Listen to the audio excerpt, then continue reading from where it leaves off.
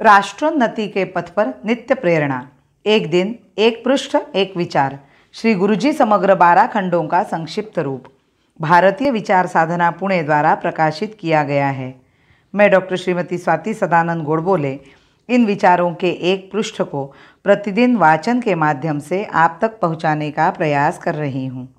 यह प्रकाशित विचार हमें प्रतिदिन प्रेरणा देते रहेंगे। आज दिनांक 4 मार्च का विचार, मातृभूमि के प्रति सच्ची भक्ति। यह चराचर एक महान सत्य के आधार पर दृश्यमान है।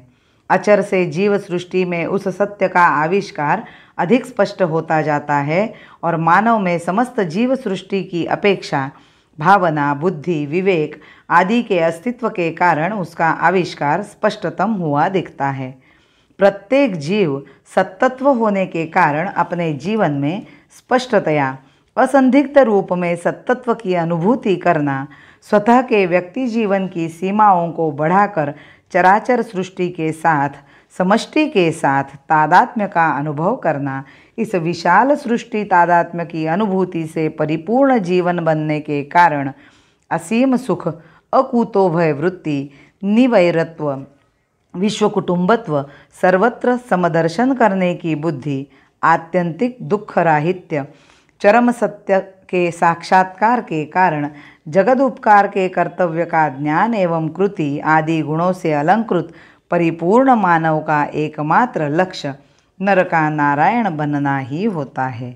इस लक्ष्य को पाने के लिए सर्वसाधारण को मार्ग सूझता नहीं, परंतु अपने पूर्वजों ने कुशाग्र संशोधक बुद्धि को शुद्ध जीवन एवं तपस्या से परिष्कृत एवं तीव्रतम बनाकर उस साध्य की ओर जाने वाले मार्गों को भी प्रकट किया है।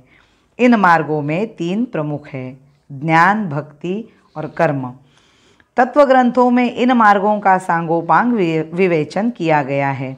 यहाँ केवल उन पर चलने की पात्रता, व्यक्ति व्यक्ति में आने के लिए क्या किया जाए इसका उल्लेख करने का प्रयत्न पर्याप्त है।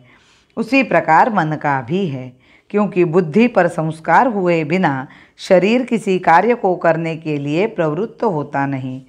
दोनों को समान रूप से संस्कारित करना पड़ता है। मातृभूमि की सुस्पष्ट भावना, उत्कट भक्ति और उसका ज्ञान केवल शाब्दिक नहीं तो कृति से प्रकट होना चाहिए।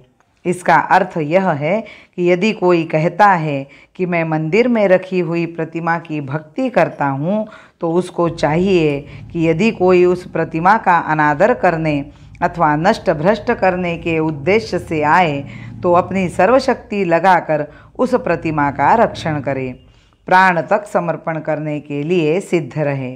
तभी कह सकते हैं कि उसके मन में भक्ति है। अपने प्राण बचाने के लिए या शरीर बचाने के लिए यदि वह झूठे सिद्धांतों को सामने रखेगा कि एक मूर्ति के जाने से क्या होगा, भगवान तो सर्वव्यापी है, वह कभी मरता नहीं, इत्यादि आत्मवंचना की बातें करेगा, तो कहना पड़ेगा कि उसकी श्रद्धा उस स्थान और उस मूर्ति पर नहीं है। परशुराम ने अपने पिता का अवमान करने वालों का वध करके उनके रक्त से पिता का तर्पण कर अपने पितृभक्ति के कर्तव्य से निष्कृति पाई थी।